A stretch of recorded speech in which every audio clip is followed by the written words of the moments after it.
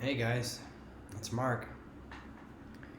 I decided that before I go to bed tonight, it's 11 o'clock just about in China, and I decided before I go to bed tonight, the last thing I do is make this video. Again, it's totally possible that nobody watches this video, and that's totally okay. I'm doing this video because I'm doing it for me. I do all these videos because of me. It starts with me. But then, if another human connects with this video and feels some value in this video or any of my videos, then I'm grateful. So if you're watching, thank you for watching. If you're not, I really hope you're just enjoying your life. I think one time I did a video that was extended beyond 5 minutes, and I'm going to do another video like that right now. I'm not going to try to put any limitations on what I say, what I think, but the topic is something that Aristotle discovered many, many years ago. I believe he was the first documented Westerner to come up with this idea, but I'm sure that indigenous people in various parts of the world came to their own conclusions about the same theory, just in their own ways. I'm not familiar with these theories or with these ideas or possibilities or these oral histories, but I'm sure if I spoke with some people who are more indigenous to the world than my history and my ethnicity and my background and my genealogy, I'm sure we'll learn more from them. So one of my biases is that I'm focusing on a Western thinker right now, Aristotle. But I have something in my mouth.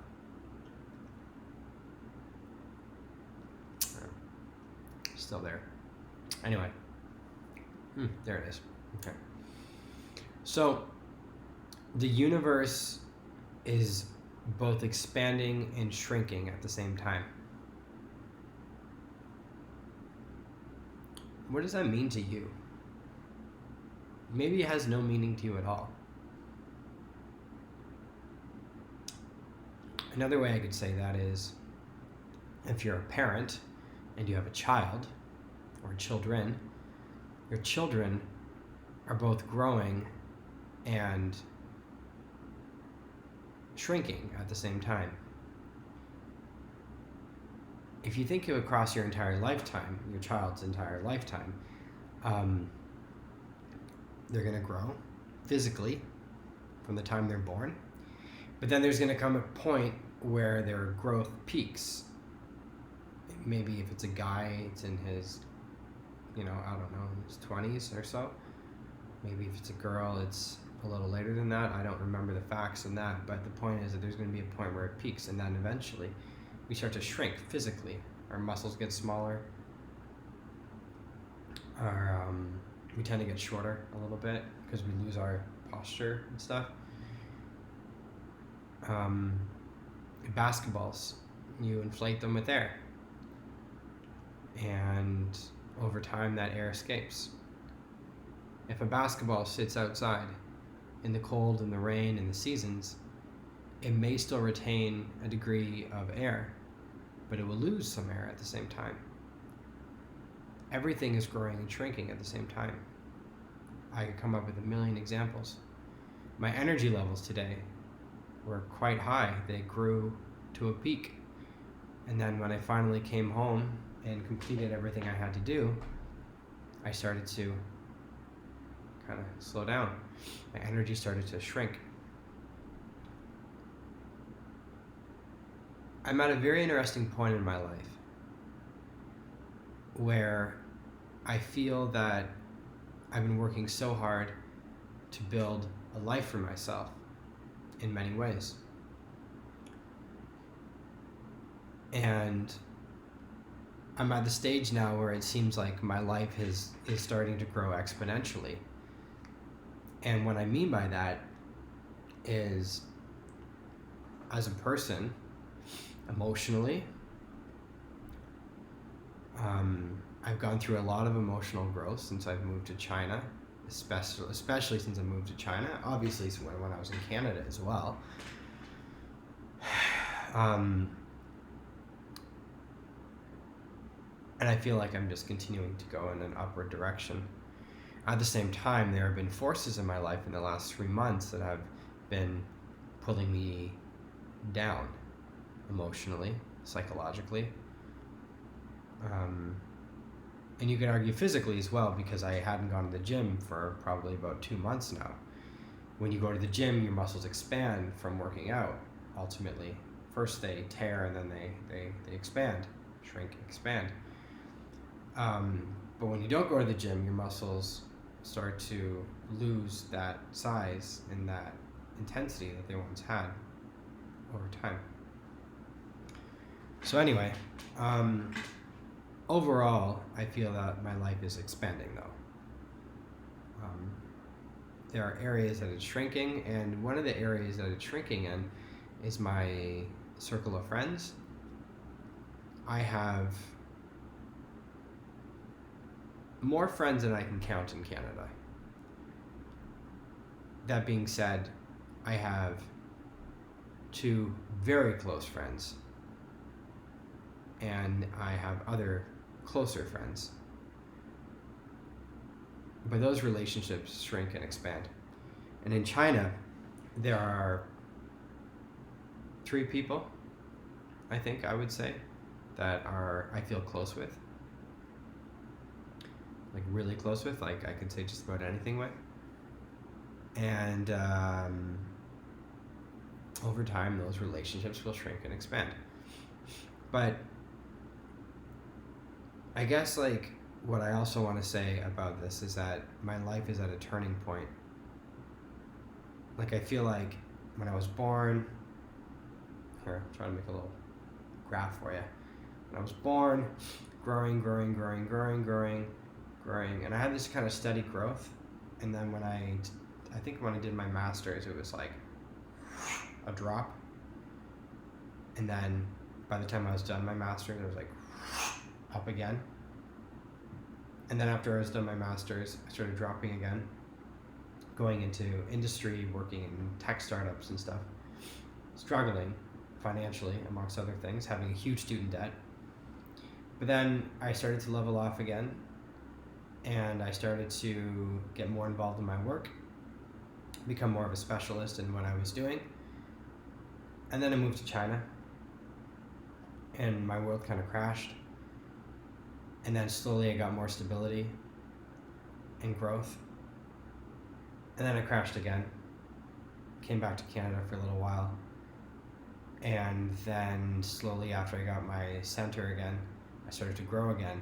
And since I've been back in China since November the 26th, 2019, even in spite of the coronavirus, my life has just been like this.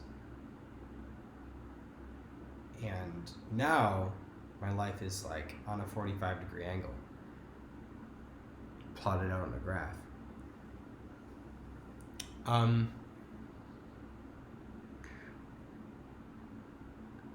When you're going through very hard things in your life that really shape you as a person and really hit you and get you down, maybe you could say that's shrinking. Things are going down, things are shrinking in a sense. But when you're in those dark, hard moments, you'll never realize how much growth you'll gain from that. So you're simultaneously being beaten down by life while you are growing as a person, right? Shrinking and growing. But now, in this moment, I feel that I really need to dig deeper into myself, and I really need to listen to myself, know my heart, and know my mind. And I think that's a never-ending pursuit. I don't think you ever get to a destination when it comes to self-knowing, self-love. I think it's a never-ending journey. And that's been evident throughout my life. I'm 32 years old now. I'm not young. I'm not old. I'm kind of in the middle of it. Hopefully the middle is longer than 32, because if I was in the middle, I would be dead at 64.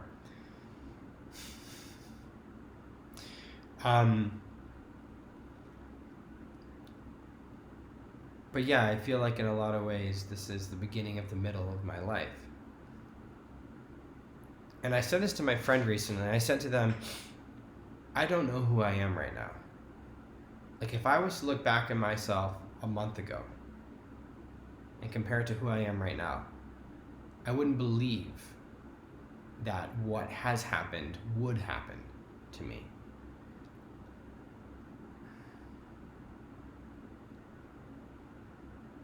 Just like if I was to be my future self with no knowledge of my past, and if my past self was to tell my future self, this was your past, my future self would say, really?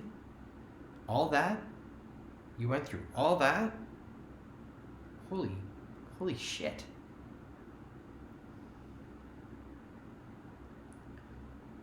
I'm not alone in these thoughts, though. I feel like if you're listening right now, you can probably relate to what I'm saying.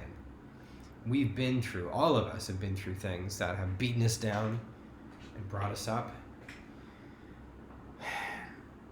I find that, I don't know, like, life's a combination of forces outside of you beating you down sometimes, but then the forces within you building yourself up.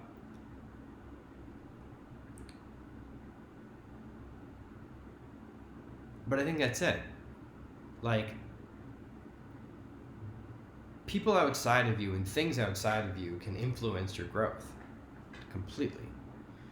And when you listen to Malcolm Gladwell in his book Outliers, he talks about how outliers are not outliers at all. Outliers have a particular context and a set of circumstances and forces that surround them in their growth as people. And that if and when they achieve something great, it's more a result of their environment than it is a result of their personal decisions. And largely I would agree with Malcolm on that. Malcolm has a way of holding multitudes in his mind and clearly articulating them to people who can generally understand what he's saying.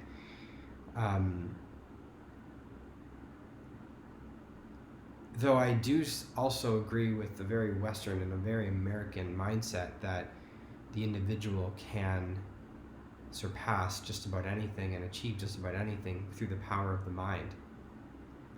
It's a very Western way of thinking. So if we were to entertain Malcolm Gladwell's thoughts of that your environment has more of an influence on than your individual choices and decisions, I won't disagree with that. But I would also state that the power of the mind is maybe the second most powerful thing that a human has to offer themselves in the world. I think the most important thing, however, that a human can offer themselves in the world is the power of the heart. Because physiologically, based on the way our brains are designed, we feel first and we think second. It's how we survive. It's how we have survived. It's more of a traditional perspective based on evolutionary biology and how we've reacted to our environments and how we've survived through hard circumstances by fearing our environments and fearing the things around us so that we can protect ourselves from dying. It's a very simple way of putting it, but it's true. So I think the most important things that we as humans have to offer are the two things, our minds and our hearts. And our bodies are simply a manifestation of those things, and our bodies are tools that enable us to carry out what we feel is important as humans through our minds and our hearts.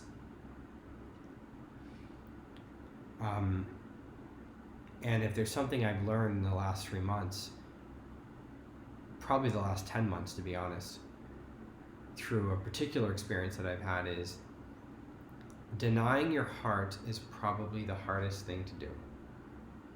I'm going to rephrase that. Denying your heart is the hardest thing to do.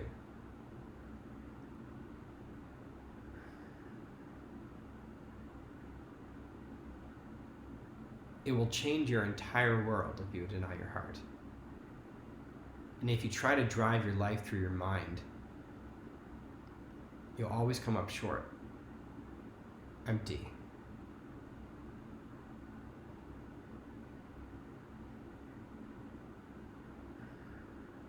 See, I want to tell a joke right now or say something goofy or funny just to make things less intense for whoever's watching.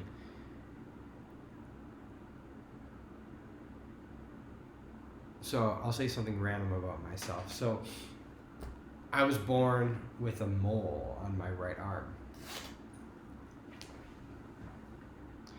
And I tend to make a joke about my parents, which is completely false and made up by me, that my parents called me Mark because they didn't know what name to give me. And they ran out of ideas and they couldn't decide. So they said, well, he's got a mark. Maybe his name is Mark. Again, it's just a story I made up, but I don't know, my name could have been Bob, Jim, Sally, Feng Hu Feng, Lin Yu Tang. Could have been anything but a Mark. And the Mark that I know now, in this very moment, is both different and the same. If you've known me since I was a child and you have a conversation with me right now, or if you're listening to this right now and you knew me as a child, you would know that I am the same person. And what is that essentially? I think the same person, other than my physical self, is a manifestation of my values and how I live out my values. I think that the values I was born with, thanks to my parents, and their influences on me, the environment shaping me, are profound, and they've stuck with me throughout my life. At the same time, through my mind, I've been able to absorb information, ideas, concepts, experiences, and that has also changed me. So I am the same and I am different at the same time, and I don't think any of you would disagree with that possibility within yourselves. The universe is not static. The universe is ever changing. It is expanding and shrinking.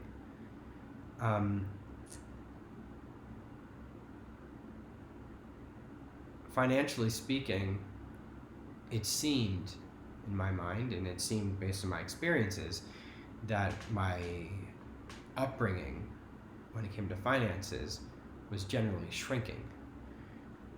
I was the sixth child in my family, and I was the last child that was born and continued to live. And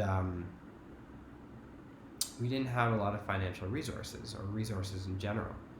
Physical resources, like concrete, tangible things. Material things, if you will. But now that I'm 32 years old, sitting here in China, in Wuhan, on my hard futon, literally, like, if you sit on it for a while, like, if you sit on it, like, as soon as you sit on it, you're like, oh my god. You're like, you can feel your butt bones, for Christ's sakes. But anyway, as I sit here in my apartment by myself, that I rent out by myself, no one else lives with me, I pay all the expenses, my financial situation has done that since I was younger, when I had no assets because my parents owned them, to being in student debt, and we don't need to go through all that. The point is that, like, financially speaking, I'm not the person who I was growing up. I've never been in this situation before. which is profound. Because money is a tool we use to give ourselves options and experiences that would possibly be not possible unless we had access to those, unless we had access to that kind of money. So remember, it's not about money, it's what money can do. You can save all the money you want in your bank account and it can just sit there. That doesn't make you any better than anyone else. That doesn't make you any more powerful. It doesn't make you any more important. The other thing I find interesting is that I've had conversations with different people in my life, and I've been told that, I've been told things like, Mark, you don't need to say that. You are valuable as a human being, regardless of your degrees, regardless of your money, regardless of your debt, regardless of your scars, regardless of your triumphs and championships, whatever it might be. I've been told that by a couple of people, and one person just recently said that to me. I was talking about a past relationship, and I said how that relationship was an abusive relationship. And I'm so used to being questioned as a man. When I say I've been abused, people just like, oh, men can't be abused. Men are too strong. Men and women can't abuse men because women wouldn't abuse men. Men abuse women, right? So when I was talking to him and I was explaining about this past relationship, how I was abused, and I said, I have a master's thesis in relationships to back up what I'm saying. It's not my personal opinion. It's what's happened. And then he was like, man, you don't need to bring up your thesis. And you don't need to bring up your master's. Like, it's a piece of paper. It doesn't make you any better than anyone. And I think he understands me ultimately. But at the same time, it's just like, I found that people who have not been to graduate school and done a thesis, if I was speaking with them in that sense, they would never be like, oh, Mark, you don't need to bring up your degree. Because they would get it. They'd be like, yeah, you're right. You have a specialization in relationships. I respect that. That's good. And in academia, you're taught to cite your sources, you're taught to show your evidence, you're taught to validate what you're saying.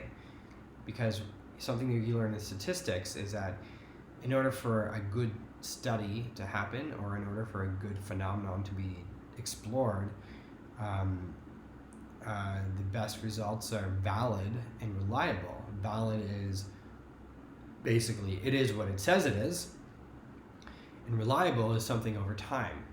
So it's quality and quantity. I guess you could argue quantity is the time, and the quality is what the essence of that thing is. And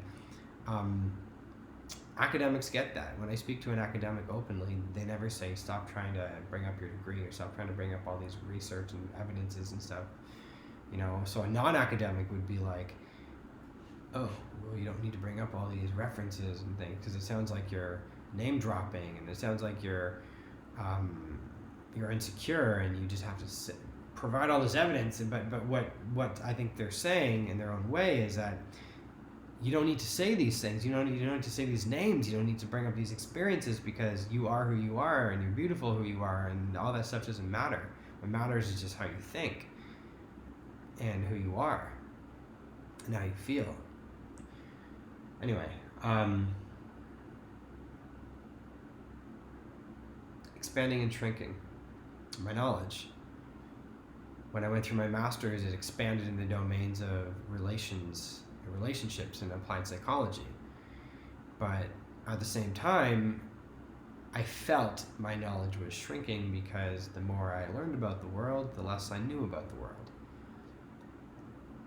And I know it's a cliche thing to say, but there's a reason why cliches are cliches, because they've been said many times. And if they've been said many times, maybe there's a reason why they've been said many times. Maybe people agree generally.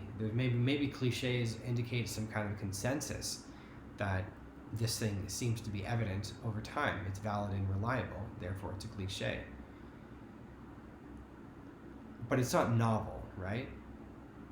And that's okay. Not everything needs to be novel. That's another thing I learned in academia. It was all about creating new papers, new results, new studies, new information.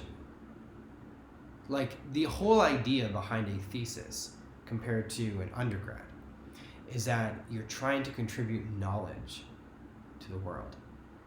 You're poking a little way through a circle, and the circle is the knowledge that you're in, and you're poking outside of that circle just a little bit, and now there's that little speck of knowledge that's been contributed through a thesis.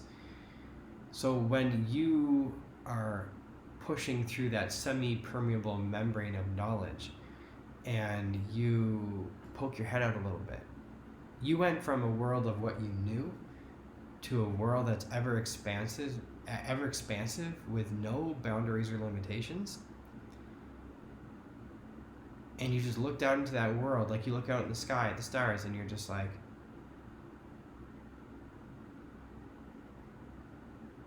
you don't know what to say. The concept that the universe is expansive and shrinking at the same time, but let's focus on expansive. The concept that the universe is ever expanding is like when you poke your head out of that little circle after you've done your thesis, and you're just like, where am I? Who am I? What is this?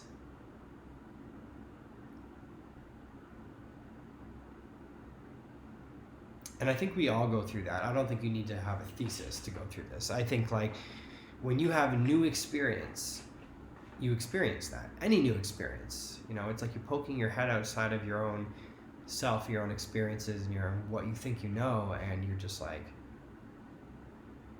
whoa, that's a thing. I didn't know that before. Wow. So the thing about doing videos on YouTube and stuff is that I don't like to be too specific about my life because my life is private. But I think you can open up to people through a platform such as YouTube or any video platform in a way that connects with people, but at the same time protects your personal information.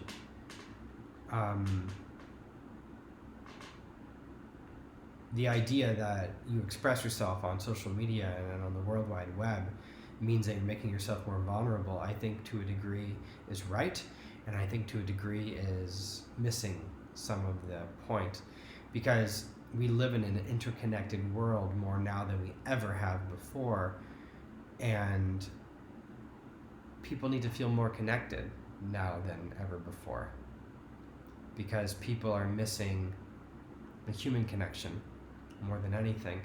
But the fact is, you can experience a human connection in just about not every way, but in any way you can almost experience a human connection. So I'm on a two-dimensional representation of myself right now, known as a screen, being recorded by video, but there's something about this video that could connect with somebody who's watching it. And that can be immersive. That can be empowering. That can be me and whoever's watching this video, us having a human connection, even though we're not even in the same room, the same country, the same continent.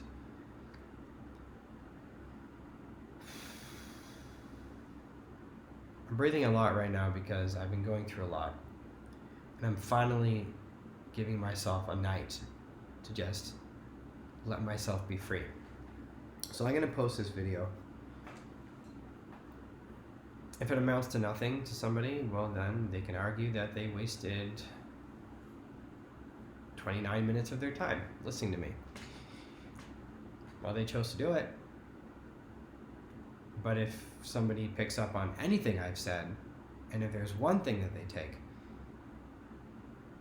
and if that has meaning to them, then I've shared value through just sharing my personal experiences. It is both a selfish and a selfless exchange, simultaneously expanding and shrinking. Shrinking